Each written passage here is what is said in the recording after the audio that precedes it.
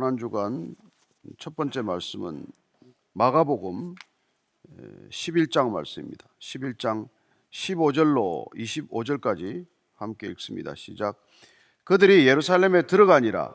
예수께서 성전에 들어가사 성전 안에서 매매하는 자들을 내쫓으시며 돈 바꾸는 자들의 상과 비둘기 파는 자들의 의자를 둘러 엎으시며 아무나 물건을 가지고 성전 안으로 지나다님을 허락하지 아니하시고 이에 가르쳐 이르시되 기록된 바 내 집은 만민이 기도하는 집이라 칭함을 받으리라고 하지 아니하였느냐.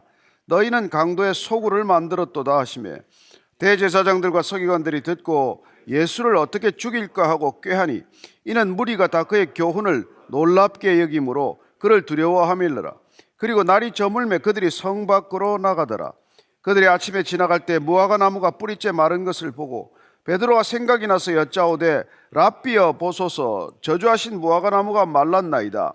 예수께서 그들에게 대답하여 이르시되 하나님을 믿으라. 내가 진실로 너에게 이르노니 누구든지 이 산들어 들려 바다에 던져지라 하며 그 말하니 그것이 이루어질 줄 믿고 마음에 의심하지 아니하면 그대로 되리라. 그러므로 내가 너희에게 말하노니 무엇이든지 기도하고 구하는 것은 받은 줄로 믿으라. 그리하면 너희에게 그대로 되리라. 서서 기도할 때 아무에게나 혐의가 있거든 용서하라. 그리하여 하늘에 계신 너희 아버지께서도 너희 허물을 사하여 주시리라 하시니라. 아멘. 오늘 예수님께서 성전을 청결케 하는 이른바 성전 청결 사건을 보게 됩니다. 이 성전 청결 사건은 마가가 기록한 것은 앞뒤로 무화과 저주 사건을 배치함으로써 그 무화과를 저주하신 사건과 성전을 청결케 하신 사건이 연결되어 있음을 보게 하십니다.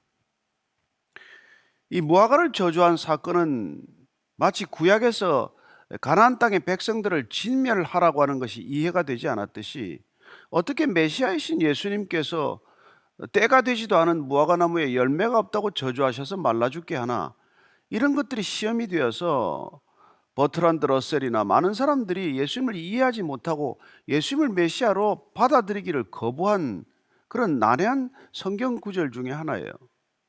그러나 예수님께서 무화과를 저주하신 사건과 이 성전을 청결케 하신 사건은 연결되어 있다는 것을 알게 됩니다. 따라서 오늘 우리가 이 성전 청결 사건을 보기 전에 그 앞에 13절, 14절을 먼저 한번 보겠습니다. 같이 읽습니다. 시작. 멀리서 잎사귀 있는 한 무화과 나무를 보시고 혹 그 나무에 무엇이 있을까 하여 가셨더니 가서 보신즉 잎사귀 외에 아무것도 없더라. 이는 무화과의 때가 아님이라. 예수께서 나무에게 말씀하여 이르시되 이제부터 영원토록 사람이 내게서 열매를 따먹지 못하리라 하시니 제자들이 이를 듣더라. 예수님께서 무화과 나무를 보고 다가가십니다. 시장하셨기 때문이죠. 이 무화과 나무의 이 특성을 알면은 이 사건을 이해할 수 있게 됩니다. 보통 이 예루살렘 땅에 맺히는 무화과 나무의 열매는 4월, 5월에 첫 열매가 열리고 9월, 10월까지 계속해서 4차례가 더 열리게 됩니다. 따라서 첫 열매라는 것은 그렇게 당도가 높지 않았어요. 이스라엘 사람들이 10월부터 과일을 못 먹게 됩니다. 그때는 올리브고 무화과고 그리고 이 다른 과일들을 통 못 먹기 때문에 정말 봄이 오기를 기다리는 것과 함께 첫 과일을 먹는 게 굉장히 기다려지는 일이었어요. 따라서 첫 열매가 무화과에서는 너무나 중요한 것이 이 첫 열매가 열리고 그 열매를 따주어야 계속해서 두 번째, 세 번째, 네 번째, 다섯 번째 열매가 열릴 터인데 첫 열매가 열리지 않으면 그 나무는 다음에도 열매가 열리지 않아요. 따라서 구약 성경을 보면은 곳곳에 첫 열매에 대한 하나님의 마음을 이 무화과의 첫 열매에 비유하고 있습니다. 그래서 미가서를 우선 한번 찾아보면 미가서 7장 1절에 이렇게 되어 있어요. 재앙이로다 나여 나는 여름 과일을 딴 후와 포도를 거둔 후 같아서 먹을 포도송이가 없으며 내 마음에 사모하는 처음 익은 무화과가 없도다. 하나님께서 이스라엘의 부패를 탄식하면서 말씀하십니다. 내 마음에 그토록 사모했는데 처음 익은 무화과 열매가 없다는 거예요. 여름 과일도 땄고 포도도 거두었고 먹을 포도송이도 없고 이제는 그 첫 열매, 무화과 첫 열매를 내가 하나 기다리고 있는데 그 열매가 없다는 것입니다. 그걸 안타까워하신다는 거예요. 호세아서 9장 10절을 한번 보겠습니다. 호세아서 9장 10절을 보면 이 첫 열매에 대한 하나님의 마음을 알게 됩니다. 호세아서 9장 10절 읽습니다. 옛적에 내가 이스라엘을 만나기를 광야에서 포도를 만남같이 하였으며 너희 조상들을 보기를 무화과 나무에서 처음 맺힌 첫 열매를 봄같이 하였거늘 그들이 바알보올에 가서 부끄러운 우상에게 몸을 들이므로 저희가 사랑하는 우상같이 가증하여졌도다. 하나님은 이스라엘 백성들을 첫 열매, 무화과의 첫 열매 보듯이 본다는 거예요. 이 첫 열매가 열려야, 잘 열려야 그 다음에 이 열매들이 열릴 것이기 때문에 하나님은 이스라엘 백성들은 첫 열매를 열리듯이 그렇게 간절히 원했는데 이 첫 열매가 열리기는커녕 이스라엘 백성들이 우상 앞에 가서 절을 하고 있으니 그 하나님의 마음이 어땠겠냐는 거예요. 따라서 이 오늘 성전 청결 사건을 일으키시기 전에 무화과에 열매가 없는 이 무화과 나무, 잎만 무성하고 열매가 없다는 것은 무슨 뜻입니까? 겉만 요란했지 아무 실속이나 내용이 없다는 것 아니에요. 그 겉만 화려하고 실속이 없는 그 성전 시스템에 대한 예수님께서 질책이 바로 이 무화과 사건과 연결되어 있다는 것을 알게 되는 것이죠. 따라서 15절, 16절, 17절입니다. 같이 읽습니다. 시작. 그들이 예루살렘에 들어가니라. 예수께서 성전에 들어가사 성전 안에서 매매하는 자들을 내쫓으시며 돈 바꾸는 자들의 상과 비둘기 파는 자들의 의자를 둘러 엎으시며 아무나 물건을 가지고 성전 안으로 지나다님을 허락하지 아니하시고 이에 가르쳐 이르시되 기록된 바 내 집은 만민이 기도하는 집이라 칭함을 받으리라고 하지 아니하였느냐. 너희는 강도의 소굴을 만들었도다 하시며 예수님께서 이 성전에 들어가셨다는 것은 성전은 물론 잘 아시는 대로 성소와 지성소에 들어갔다는 말은 아닙니다. 예수님께서 성전의 뜰로 들어가신 것이죠. 성전의 뜰에 이토록 장사에 무리가 가득한 것은 이방인의 뜰이라고 부르는 곳입니다. 이방인들은 거기까지밖에 못 들어왔어요. 거기서 기도하러 온 것입니다. 그 장소가 만민이 기도하는, 만민이 와서 기도하고 만민이 만민을 위하여 기도하는 그 기도의 집이 지금 이 장사 소굴이 되고 말았다는 것이죠. 그래서 지금 하나님께서는 이사야서 말씀과 예레미야서 두 말씀을 가지고 이 지금 말씀을 하신 거예요. 즉 만민이 기도하는 집이다. 이거는 이 이사야서 56장 7절 말씀이에요. 내가 곧 그들을 나의 성산으로 인도하여 기도하는 내 집에서 그들을 기쁘게 할 것이며 그들의 번제와 희생을 나의 제단에서 기꺼이 받게 되리니 이는 내 집은 만민이 기도하는 집이라 일컬음이 될 것이라. 하나님의 성전은 만민이 기도하는 집이라는 거예요. 기도하는 집. 예레미야서 7장 11절을 보면은 내 이름으로 일컬음을 받는 이 집이, 그 만민이 기도하는 집이 너희 눈에는 도둑의 소굴로 보이느냐? 보라, 나 곧 내가 그것을 보았노라. 여호와의 말씀이니라. 예레미야 선지자를 통해서 너는 지금 이 만민이 기도하는 집을 도둑의 소굴로 만들었느냐? 그렇게 보이느냐?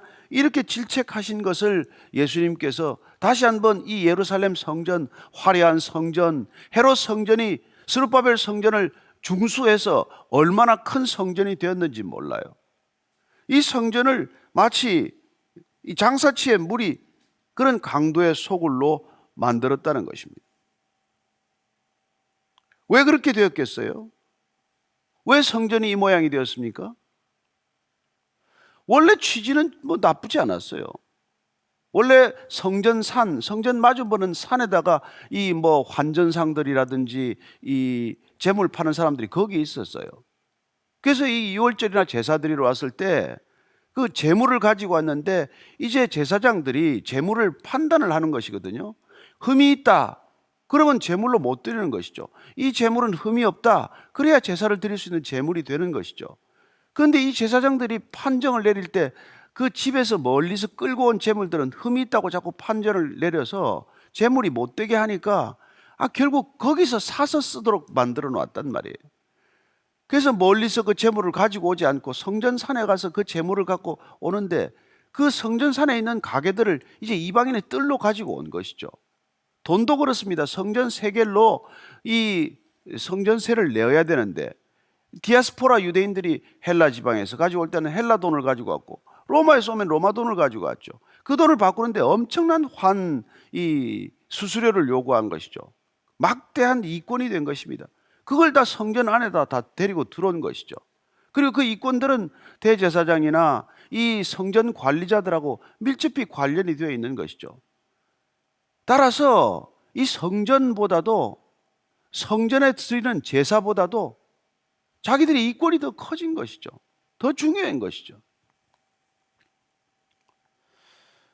그렇습니다. 결국 이 모든 일들이 일어난 것은 성전 시스템을 유지한다고 하는 명목에서 이 하나님보다도 성전과 제사가 더 중요해진 거예요. 하나님의 전이 되어야 할 성전이 하나님보다 더 중요해져서 하나님께 나아가기 위해서 드리는 제사가 하나님보다 더 중요해져서 하나님을 성전 밖에 세워놓고 정작 성전 안에서는 인간들의 그냥 소굴이 되고 만 것이죠. 여러분, 우리는 예배를 드리기 위해서 이 자리에 옵니다. 우리의 예배드리는 형식과 절차가 하나님보다 더 중요합니까? 하나님보다도 하나님을 위해서 우리가 예배드리는 장소가 더 중요합니까?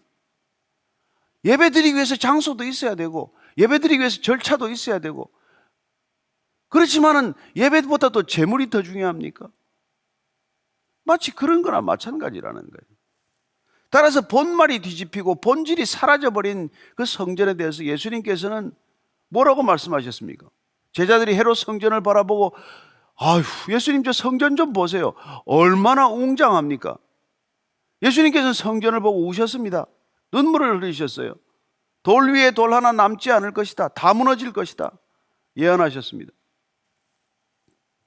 성전이 필요 없다는 말이 아니라 그 성전을 강도의 소굴로 만들었을 때, 성전이 필요 없다는 말이 아니라 그 성전에 하나님이 안 계실 때, 정작 계셔야 할 하나님은 내쫓아버리고 장사치를 불러들였을 때, 그때 어떻게 되느냐는 말이에요.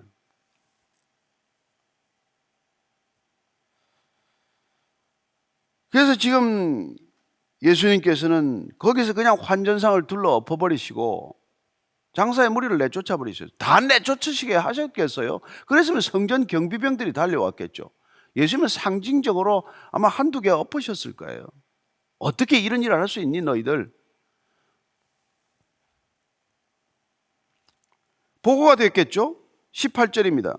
대제사장들과 서기관들이 듣고 예수를 어떻게 죽일까 하고 꾀하니 이는 무리가 다 그의 교훈을 놀랍게 여김으로 그를 두려워함이러라. 서기관들이 이 예수님에 대한 얘기를 듣고 어떻게 죽일까를 지금부터 찾기 시작합니다. 방도를 찾기 시작을 해요. 어떻게 성전을 개혁할 것인가? 이런 걸 방도를 찾는 것이 아니라 어떻게 예수님을 제거할 것인가? 그 방도를 찾는 이 안타까운 대제사장과 서기관들의 모습을 보게 됩니다. 근데 왜 죽일까? 그 이유가 뭡니까? 다 그의 교훈을 놀랍게 여김으로 그를 두려워함이더라. 예수님께서 가르치는 게 놀랍다라고 표현되는데, 이 놀랍다라는 말의 원 뜻은 말이죠, 재미있어요. 놀라게 하다는 것도 있지만은 내어 쫓다는 말이 여기 또 있습니다. 예수님의 교훈은 교훈대로 하면은 성전에서 이 제사장들이 쫓겨나가야 돼요.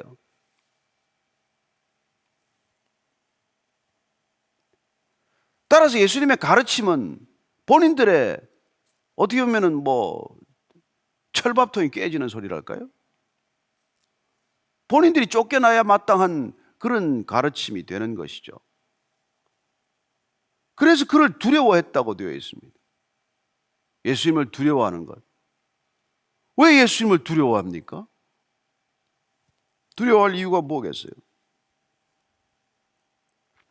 안타깝죠.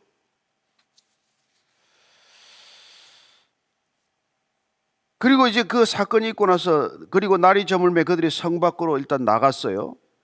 근데 제자들과 다시 아침에, 20절 21절입니다. 시작. 그들이 아침에 지나갈 때 무화과 나무가 뿌리째 마른 것을 보고 베드로가 생각이 나서 여짜오되 랍비여 보소서 저주하신 무화과 나무가 말랐나이다. 자, 무화과 나무가 이제 말라버렸어요.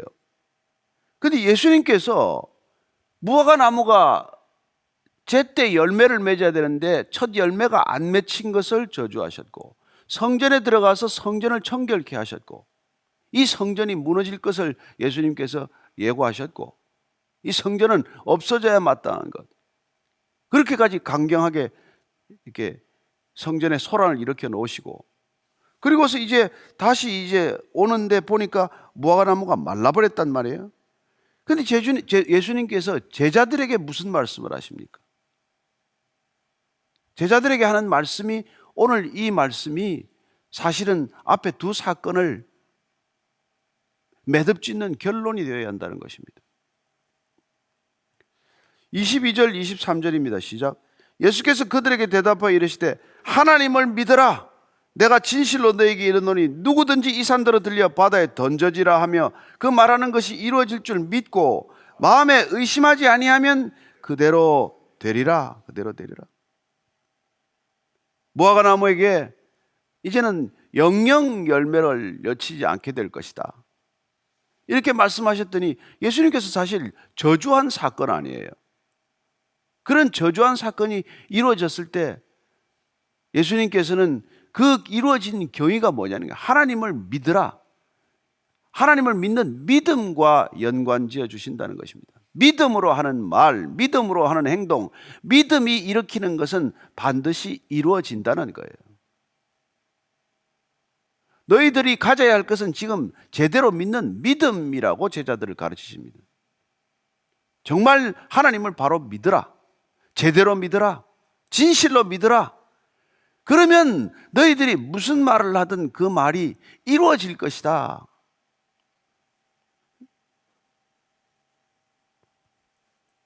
그렇게 말하는 것이죠.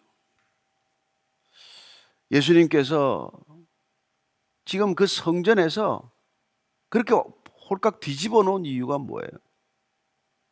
그들은 성전을 강도의 소굴로 만들었다고 하는 그건을 다시 표현하시지 않았습니까? 어떻게 그 강도라고 말할 수 있습니까? 강도. 종교 지도자들인데 빗대어서 할 말씀이 따로 있지 어떻게 그 대제사장과 종교 지도자들을 강도라고 말할 수 있어요?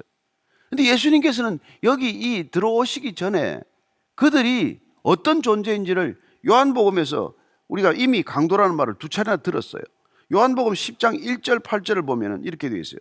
내가 진실로 진실로 너에게 이르노니 문을 통하여 양의 우리에 들어가지 아니하고 다른 데로 넘어가는 자는 절도며 강도요. 8절 보면 나보다 먼저 온 자는 다 절도요 강도니 양들이 듣지 아니하였느니라. 예수님께서 나보다 먼저 온 자들은 다 절도요 강도라고 말합니다. 얼마나 끔찍한 표현입니까? 아니, 이 유대교 성전 시스템 전체를 두 손에 장악하고 있는 이 자들을 강도라고 지금 말씀하신 거나 마찬가지 아닙니까? 그 강도들은 기도하지 않고 강도가 되어버린 거예요. 하나님을 믿는 게 아니라 하나님을 우상으로 만들어서 그들이 비즈니스를 하다가 그들이 강도가 되고 말았다는 거예요.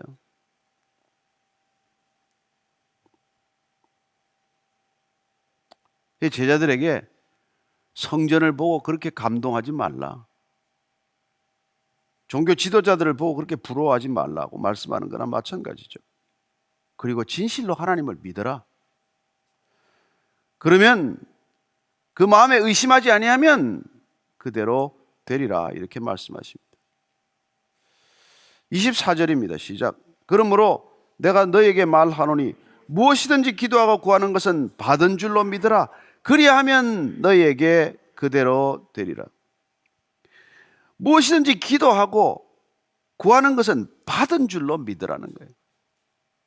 하나님을 전심으로 믿었다면, 하나님께서 내 기도를 들었다고 믿는다면, 그러면 그 기도는 응답되었다는 것을 믿으라는 거예요. 우리는 내가 기도한 것이 눈앞에 드러나야 이렇게 기도 응답이 되었나? 기도를 했다면, 내가 기도하는 대상이 누군지를 안다면, 내가 기도하는 대상이 하나님이라는 것을 분명히 믿는다면 기도한 대로 이루어질 것을 믿으라. 그런 믿음을 가지라는 거예요. 그런 믿음을 가지라.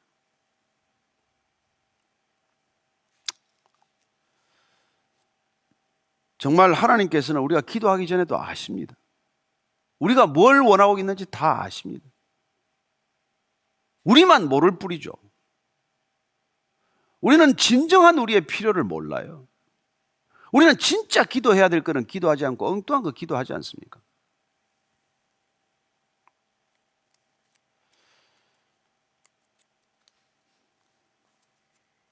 우리가 정말 이사야서 말씀을 보면은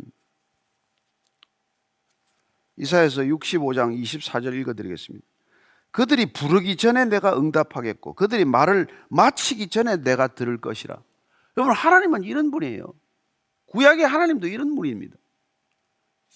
너희들이 부르기 전에 미처 부르기도 전에 내가 응답하는 하나님, 너희들의 기도가 끝나기도 전에 내가 다 듣고 있는 하나님.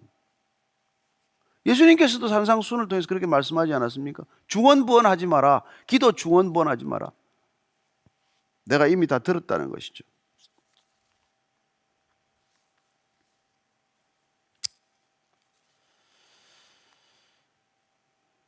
너희에게 있어야 할 것을 하나님 아버지께서 다 아신다고 말씀하시는 주님의 말씀, 그 말씀에 따라서 우리가 기도할 때는 무슨 기도를 해야 한다는 것입니다. 믿음으로 기도해야 되고 의심 없이 기도해야 되지만 그 말씀을 따라 기도해야 되고 그 말씀에 의지하여 기도하는 사람이 된다면 그 기도는 이미 응답된 것이라는 것 아닙니까?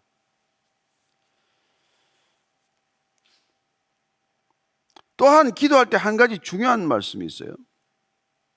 25절입니다. 시작. 서서 기도할 때 아무에게나 혐의가 있거든 용서하라. 그리하여야 하늘에 계신 너희 아버지께서 너희 허물을 사하여 주시리라. 기도할 때 뭐가 제일 중요해요? 첫 번째는 믿음으로 기도해라. 그렇다면 성전에 있는 그 자들은 뭐라고 말한 겁니까? 하나님을 믿는 믿음이 아니라고 지금 말씀하신 거랑 마찬가지죠. 그들의 기도, 중언부언하는 기도, 사람 보라고 하는 기도, 그런 기도 따라 하지 말라는 것 말씀해 주지 않으셨습니까?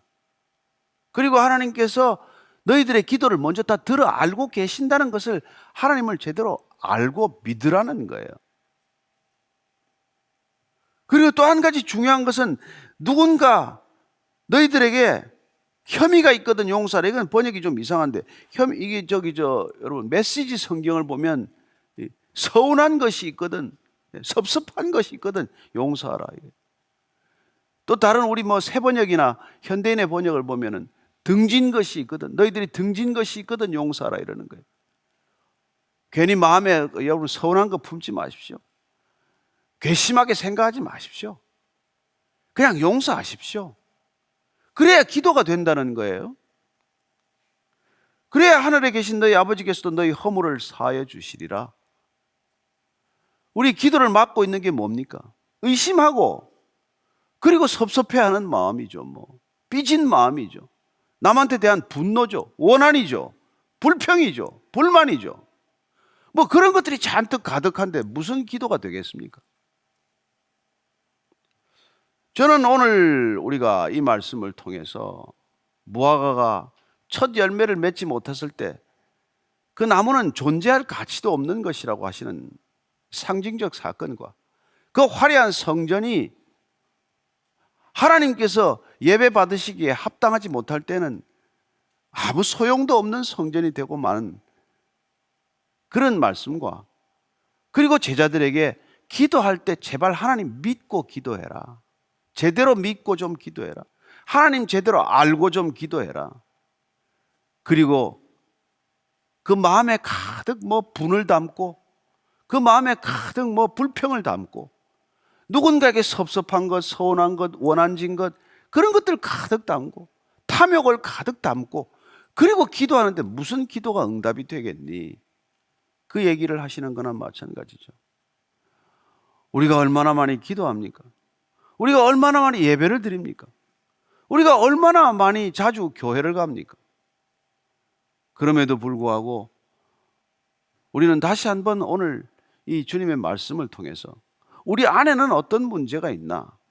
우리 교회는 어떤 문제가 있나? 이 시대 기독교는 어떤 것이 문제인가? 그렇게 복잡하게 생각하지 않더라도 오늘 각자가 한번 하나님과 나 사이를 가로막는 것 다시 한번 제하여 달라고 기도하는 아침이 되기를 바랍니다. 같이 조용히 기도할 때 하나님, 그렇습니다. 주님께서는 우리를 성전 만들기 위해 오셨습니다. 이 성전이 또한 주님께서 무너져야 하리라 그 말씀 듣지 않도록 이 성전을 청결케 하여 주옵소서. 우리의 몸된 성전 청결케 하여 주옵소서. 한번 그렇게 같이 기도하겠습니다. 하나님 아버지, 주님께서 너희들 몸이 성전이 거하는, 성령이 거하는 거룩한 성전인 줄 모르느냐? 이 성전이 정결해져야 되는 것을 모르느냐 말씀하십니다. 주님이 몸이 정결해지기를 원합니다. 이 성전이 정결해지기를 원합니다.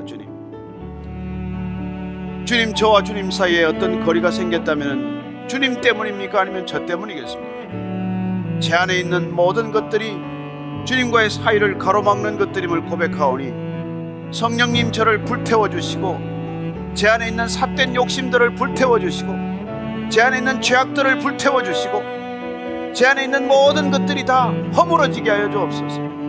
정결케 하여 주옵소서. 거룩하게 하게 하여 주옵소서. 주님께서 정결케 하지 않으면 주님께 나아갈 수 없음을 압니다. 성령 하나님께 오셔서 우리를 정결케 하지 않으면 기도의 자리가 아무 의미가 없다는 걸 압니다. 하나님, 주님이 계시지 않은 성전이 어떻게 성전이며, 주님이 받으시지 않은 제사가 무슨 제사며 예배가 무슨 예배이겠습니까? 주님이 받으시기에 합당한 제물 되기에 합당한 저희들이 되게 하여 주옵소서. 거룩하고 산 제물이 되게 하여 주시옵소서. 주님께 드려질 만한 제물이 되게 하여 주시옵소서. 들어주시옵소서.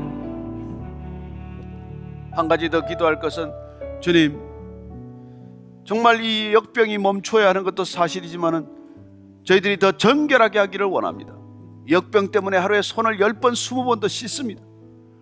우리의 영혼을 그렇게 깨끗이 씻게 하여 주옵소서. 하나님, 우리 안에 있는 죄악들이 깨끗이 말끔히 떠나게 하여 주시옵소서. 하나님, 먼저 우리가 정결해지기를 원합니다. 그리고 이 세상이 정결해지기를 원합니다.